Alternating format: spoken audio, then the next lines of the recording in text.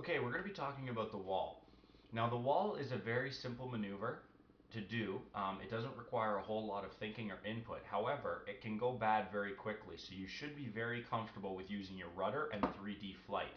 The wall basically starts off with straightforward level flying and then a sudden pull on the elevator and decrease in power. And the reason you get this name is that it looks like the airplane hit a wall. It's flying straight, and all of a sudden it just stops where it's going, and then continues on to whatever next maneuver you choose. Now, the wall, as you see from my stick movements, isn't very complicated.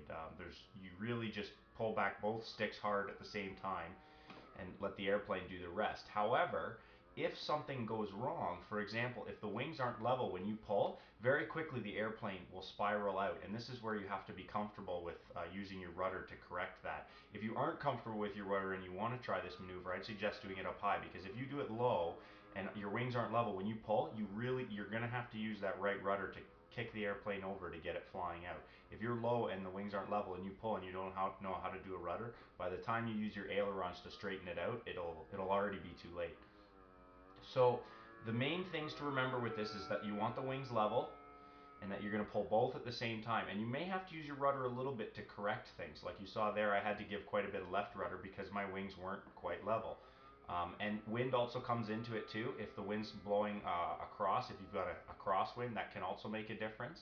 Now, I pull the throttle back when I do the wall, and that is more of a cautionary thing for real life. It slows down the airplane a little bit. If you leave the power on full bore, it's a lot harder on the airplane. If your airplane's strong enough to handle it, it looks pretty cool, but it's something to consider. Now, you can also do the wall flying inverted as well, and this is going to be basically a push instead of a pull, and you have to again use that rudder to keep it straight. That one's a lot more difficult, just because the rudder, when you pop up that you need to input to correct, can make it quite challenging, and you don't have a lot of time to think with them. So inverted, wings level, push, and you're going to have to use your rudder to keep it there. And then to exit this maneuver, what a lot of guys will do is they'll just push the airplane forward and continue to fly out. So they'll pop up, kind of establish themselves, push out, give it some power, and go away. What I like to do after I do a wall is immediately go into a torque roll. So pull and then start adding some power and get the airplane torque rolling, hovering, and this especially looks cool close to the ground. And another variation of the wall that I've seen guys like Mark Leesburg and Andrew Jeske do is they kind of dip down towards the ground right before the wall and then pull so that the tail kind of kicks out real low to the ground. And you can see here that it really, you have to be quick on the sticks, because even when you think the wings are perfectly level, there's always some tendency for the airplane to want to spin out on you.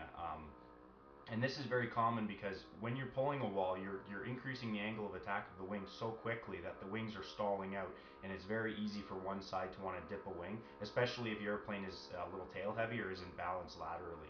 So keep that all in mind. Remember, keep your wings level and chop your power, pull up elevator, and then go from there and see what happens. Practice this one on the simulator quite a bit as well, so you can get comfortable with recovery in case something goes wrong.